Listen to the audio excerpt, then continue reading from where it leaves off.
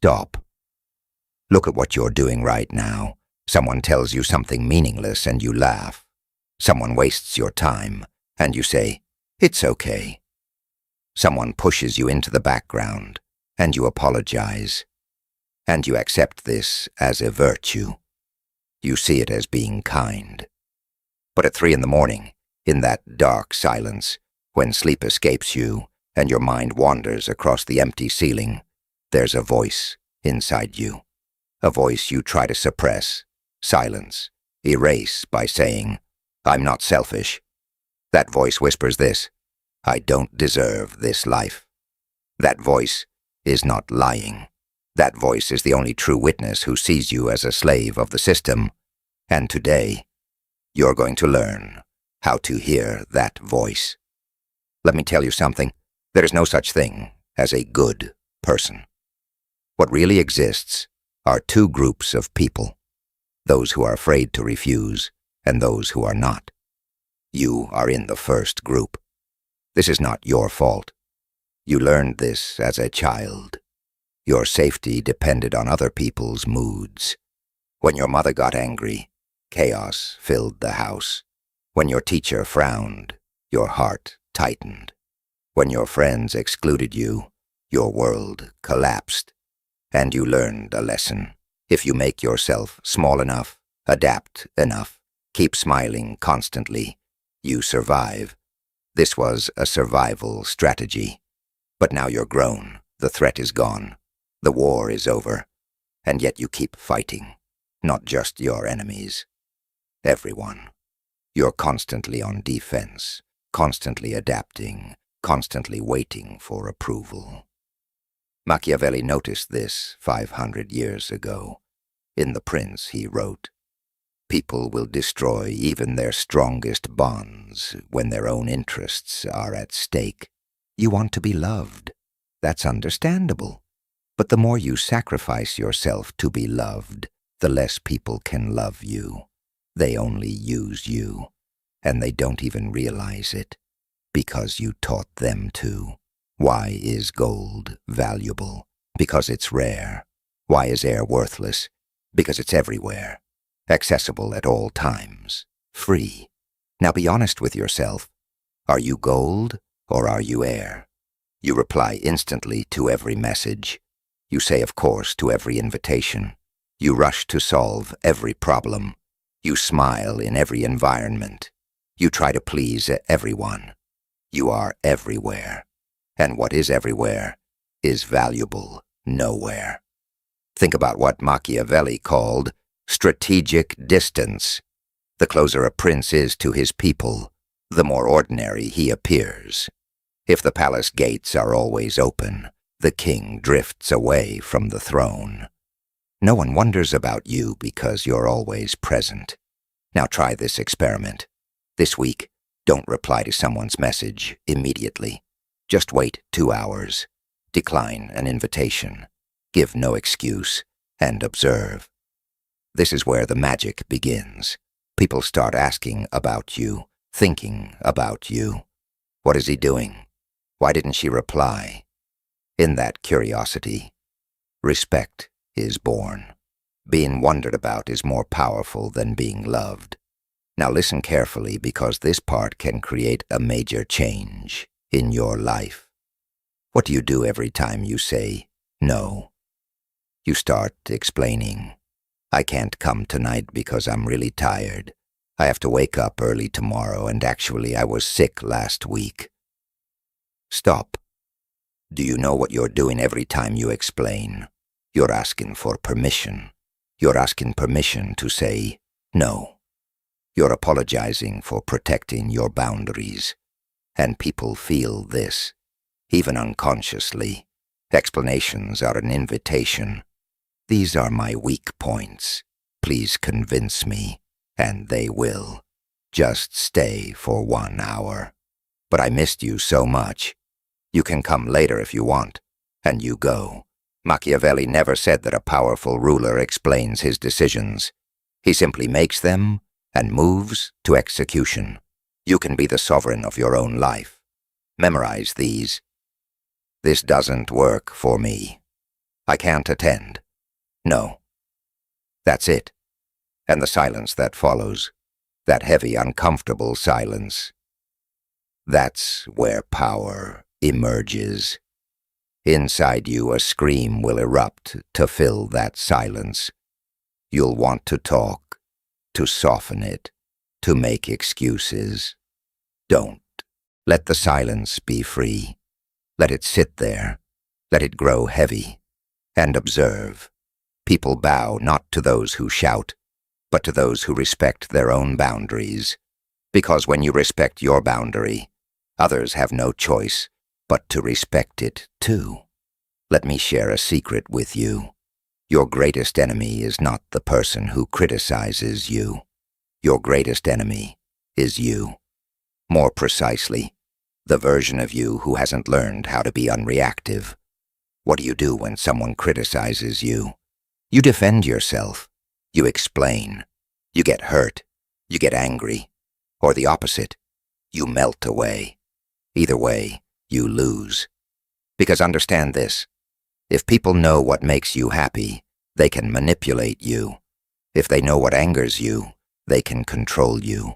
Showing your emotions is like laying your cards on the table. The neutral mask is different. This isn't about being emotionless. It's about showing emotion at the right time and place. When you choose, not when you're provoked. Imagine this moment. Someone insults you in public.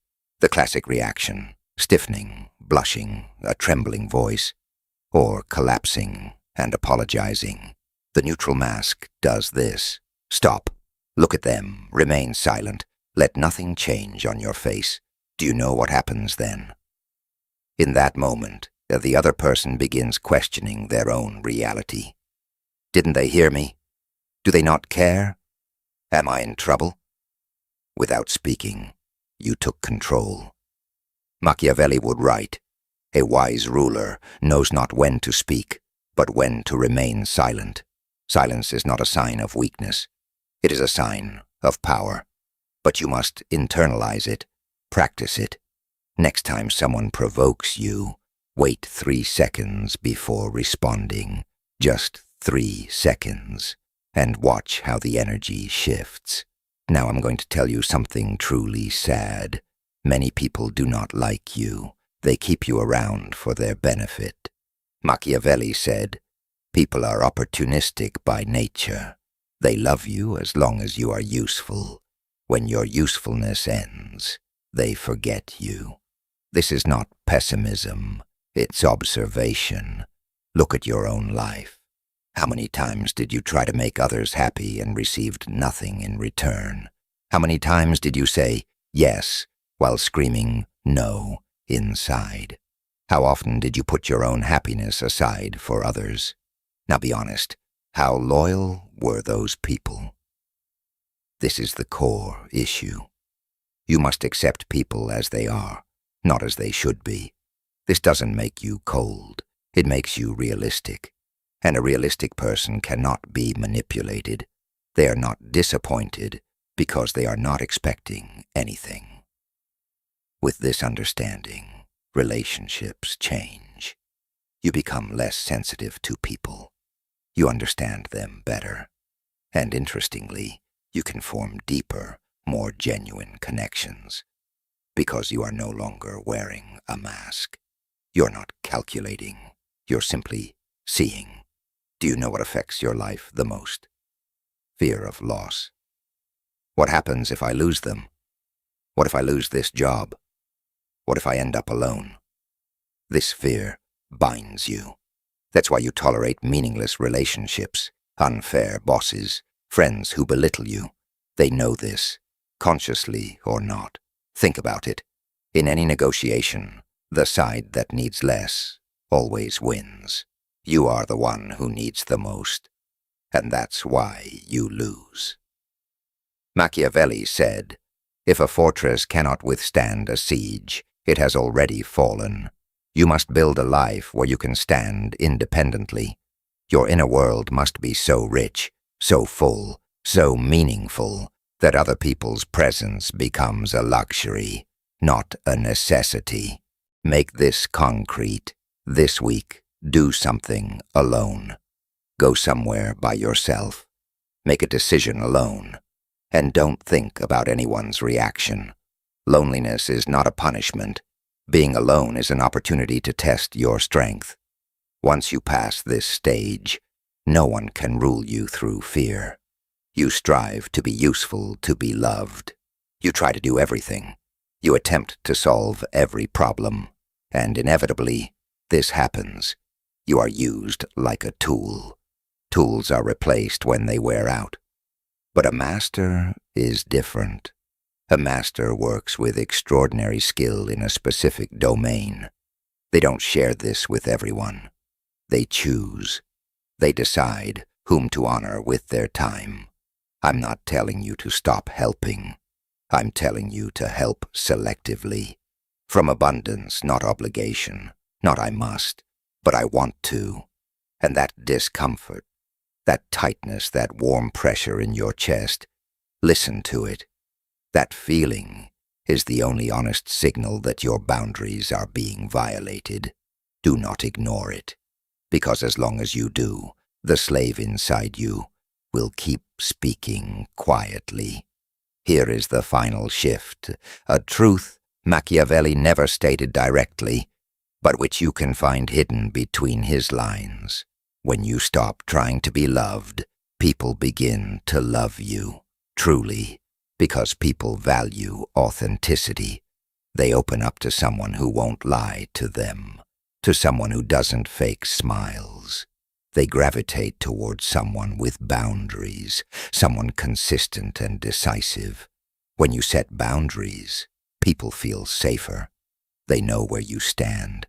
They know there is no hidden resentment inside you, and that safety becomes the foundation of the deepest bonds. So the irony is this.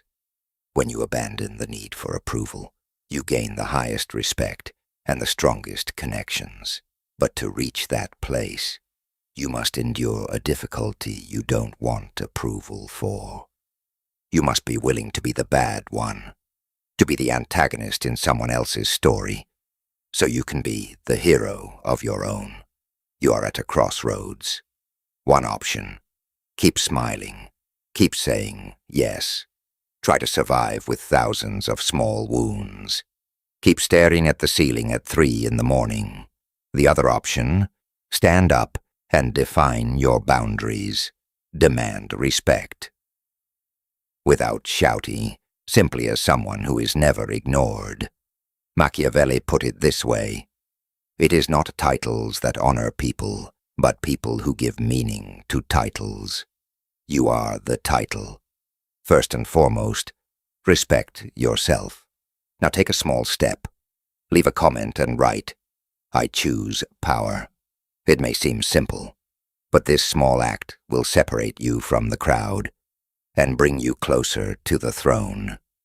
If you want to dive into the depths of your own mind, to understand why you think this way and how to think differently, subscribe.